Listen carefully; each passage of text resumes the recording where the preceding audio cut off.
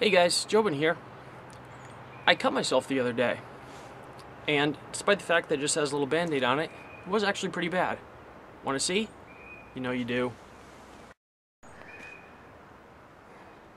Okay, time to change the band-aid on this thing anyhow, and yes, that is the culprit. We'll get to that in a minute.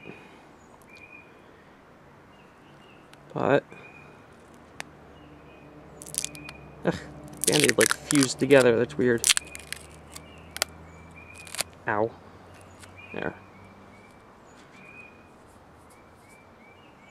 Stitches. Cool, huh?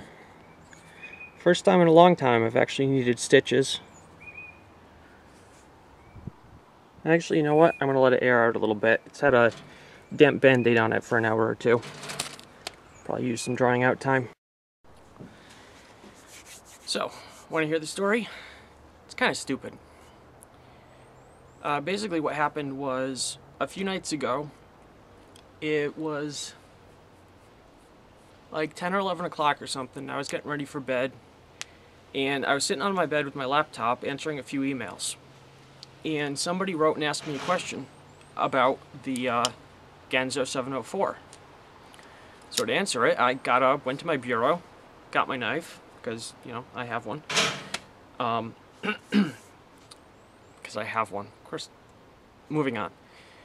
And looked at it to answer the guy's question, and then I went to bed.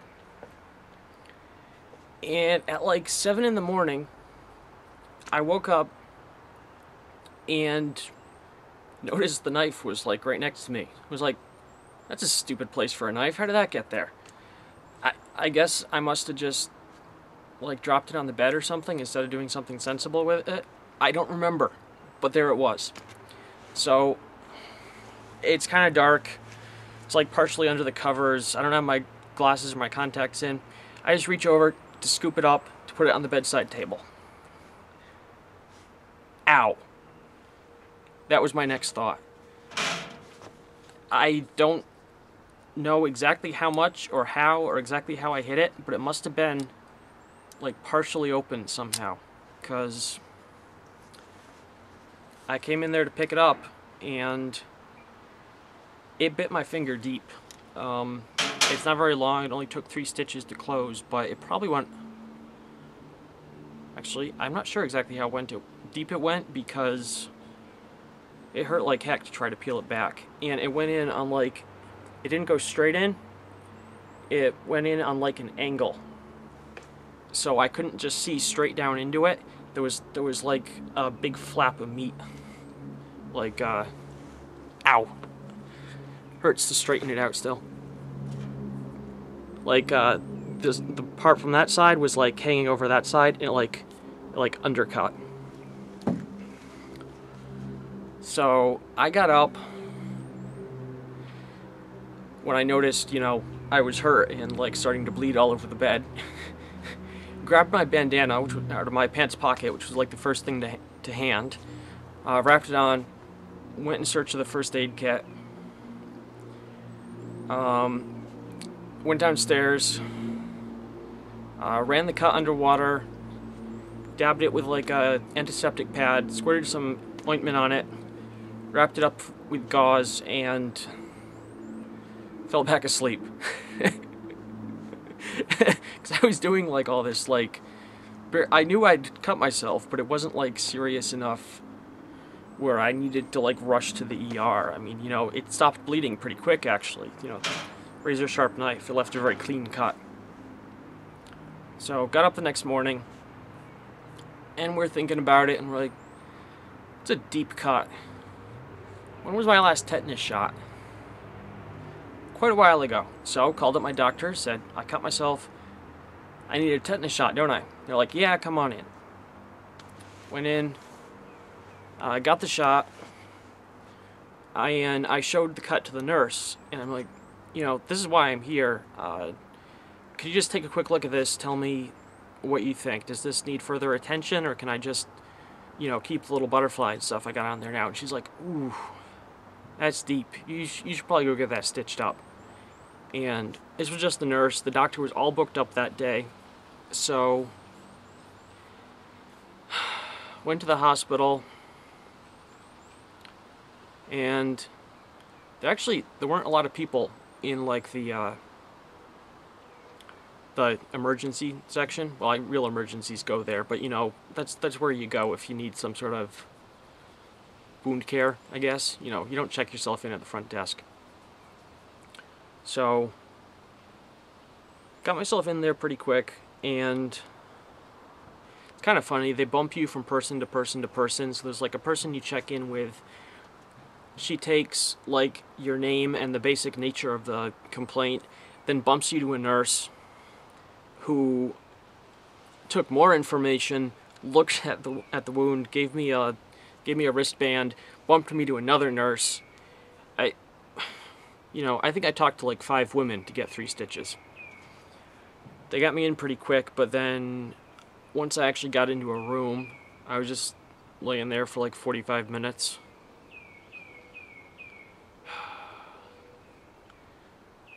Getting the stitches wasn't bad because they numb you up, but the Novocaine injections, they did like 4, like equally spaced all around the finger at the base. White balance is weird. There we go. And first one wasn't so bad, but like 2 and 3, that I do not like needles. They freak me out a bit, and it hurt a lot, you know, more than the cut did, and there's that weird feeling of like your finger like inflating as they like shove the stuff in there. 4th one was okay. I couldn't feel anything by that point. But I got the stitches done, and I didn't tell them the whole story. Just from past experience, I've had injuries before where it sounds weird. I didn't want to have to go through the whole context of, you know, well, I sell knives for the beginning for a living, and I was entering some emails, and that's how I ended up in bed with a knife.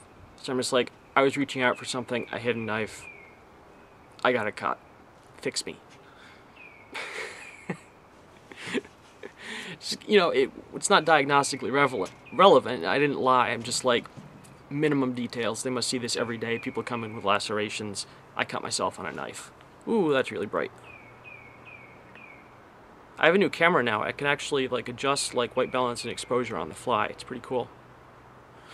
Okay. The weather can't decide what it wants to be today. It like rained for like 20 seconds a little while ago, and now it's sunny. Because I've had injuries before where you give like the whole story, and then like for the rest of your stay at the hospital, every person who comes in, they're like looking at their chart. They walk in, they're like, what? What's he? Because that one involved a crossbow.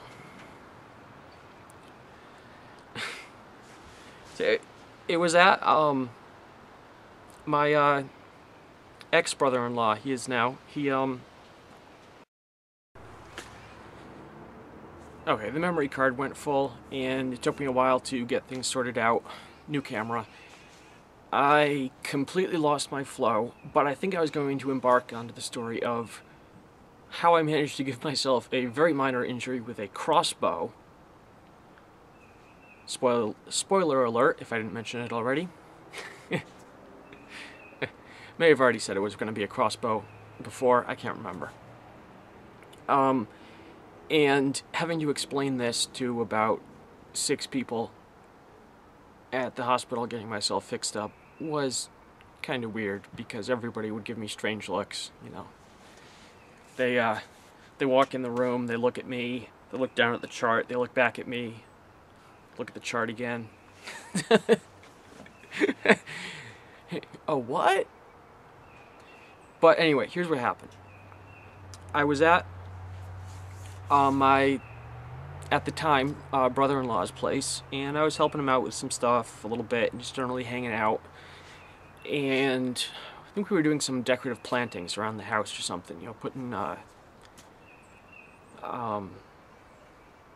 like edgings in, and some little bushes and stuff like that.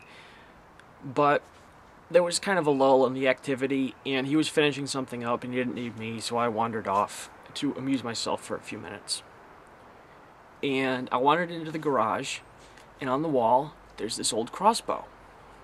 And I remember this thing from years before that time, when he'd gotten it, and we'd like tried it out in the backyard. And I was a little kid, and I wasn't strong enough to cock it.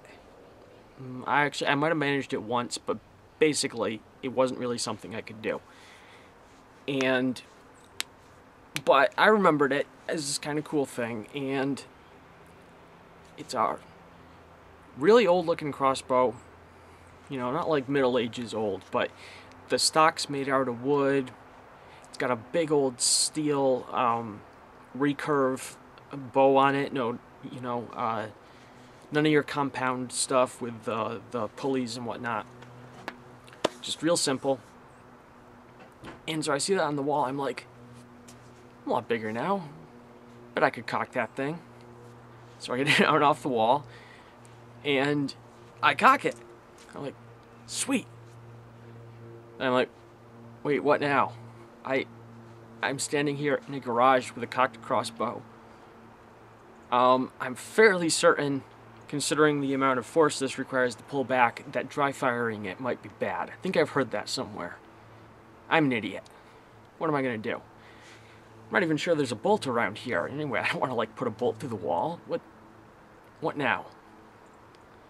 Cocked crossbow. Nothing to do with it. I'm like, well, it wasn't that bad pulling it back. It took 2 hands, but you know what I could do? I could hold on to the string, and I could release the mechanism, and I could let it down. I'd probably do that. Yeah. Yeah. So, you know, it's going to be tougher, because I'm only going to have one hand, and it's going to yank pretty hard when I pull the trigger, but I bet I can do this. So, camera's probably not really far back enough for me to do that, but I set the butt like on my hip, and I think, let's see, with my right hand I grasp the string, and I'm pulling back as hard as I can, and I pull the trigger. Got a really heavy trigger, by the way. And it's at that point that things go wrong. You know how in cartoons, when people get injured, there's like stars going around their head, little Tweety birds? It was kind of like that. My first thought was just confusion, like, what just happened to me, and why did my vision blur for a second? What happened is the bow came off the stock. So, if you can imagine, you know, there's a bow, like, out here. You're holding onto the string. It's stretched with, like, 75 pounds of force. I don't know what it was. I'm just guessing. It's a lot more than, like, the 40-pound bow, pull bows I've tried. I can't believe I did this. So, and this whole thing was a wreck. And the fastening between the stock and the bow was not very good. So under that shock and the weird stresses it was put under, the bow just popped loose from the stock. So now I'm holding the string, the bow's out here at full draw, and so it comes racing in towards the string, like pivots up and slams me in the forehead. So I got like punched in the forehead by a heavy steel crossbow bow. So I'm standing there, you know, holding like the bowstring in one hand and like the stock in the other, like, what just happened to me? Ow!